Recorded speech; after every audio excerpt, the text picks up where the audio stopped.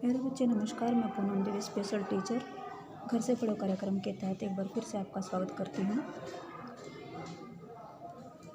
कल हमने पढ़ा था मिट्टी क्या होती है और मिट्टी के कितने प्रकार होते हैं।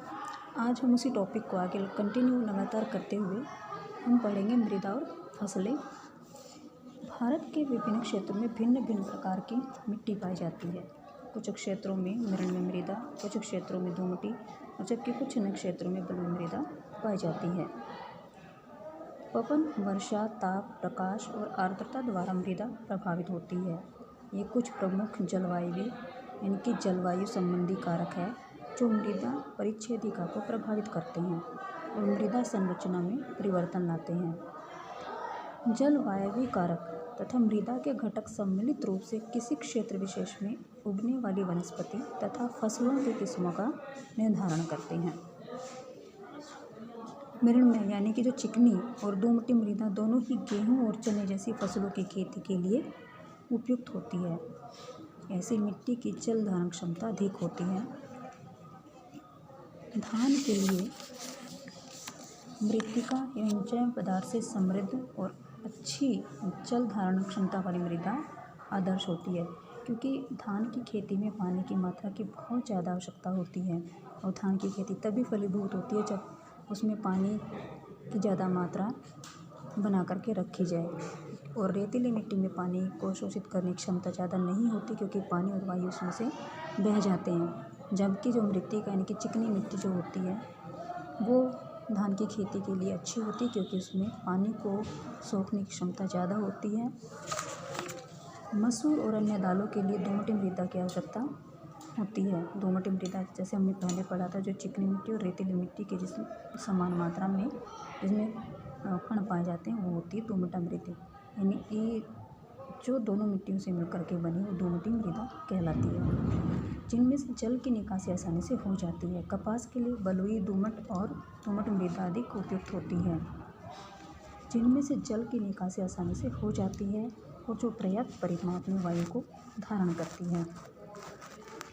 गेहूँ जैसी फसलें महीन मृण मृदा में उगाई जाती हैं, क्योंकि वह ह्यूमस से समृद्ध और अत्यधिक उर्वरक होती है।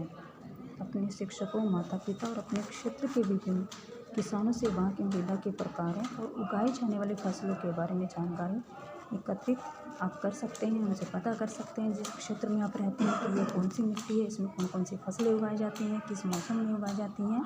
ये सारी जानकारी हमें आसपास के अपने परिवार से, अपने आसपास के लोगों से पता चल जाती है। आप उससे पता लगा सकते हैं, मिट्टी के बारे में जानकारी ले सकते हैं और फसलों के बारे में जानकारी ले सकते हैं। आगे हम एक दूसरा टॉपिक देखते हैं जो है मृदा अपरदन यानी कि बहाव। जल, पवन तथा बर्फ के द्वारा मृदा की ऊपरी सतह का हटना अपरदन कहलाता है। पादपों की जड़ें मृदा को मजबूती से बांधे रखती हैं। पादप जैसे हमने पहले पढ़ा था, जो पेड़ पौधे होते हैं उनकी जड़ें मिट्टी को बांध के रखती हैं। वहाँ जहाँ ज़्यादा जंगल या ज़्यादा पेड़ पौधे होते हैं वहाँ मिट्टी का कटाव कम होता है। पादपों की अनुपस्थिति में मृदा ढीली हो जाती है, जिससे वह पवन और प्रवाही जल के साथ बह जाती है।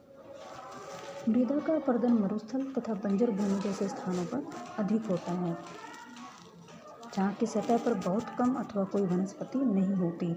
अतः वृक्षों की कटाई और वनोन्मूलन को रोका जाना चाहिए और हरित क्षेत्रों को बढ़ाने के प्रयास करने चाहिए। पेड़ पौधों का मृदा अपरदन को रोकने में बहुत बड़ा हाथ होता है, बहुत ज़्यादा सहायक होते हैं।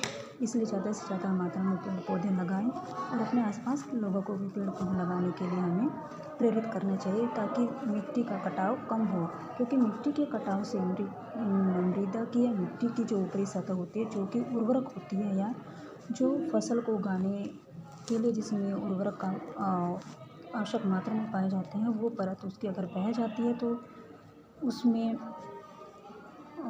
अच्छी खेती को पैदा करने की क्षमता कम हो जाती है, वहाँ पे खेती अच्छी नहीं हो पाती है। तो हमें चाहिए कि हम अपनी मृदा अपरदन को रोकें, मृदा के कटाव को रोकें, जिसके लिए हमें पेड़ पौधे लगाना बहुत ज़रूरी है। पेड़ पौधों से जलवायु प्रदूषण भी कम होगा, आसपास की वायु शुद्ध होगी, मिट्टी का कटाव कम होगा और अच्छी फसलें पैदा होंगी। धन्यवाद।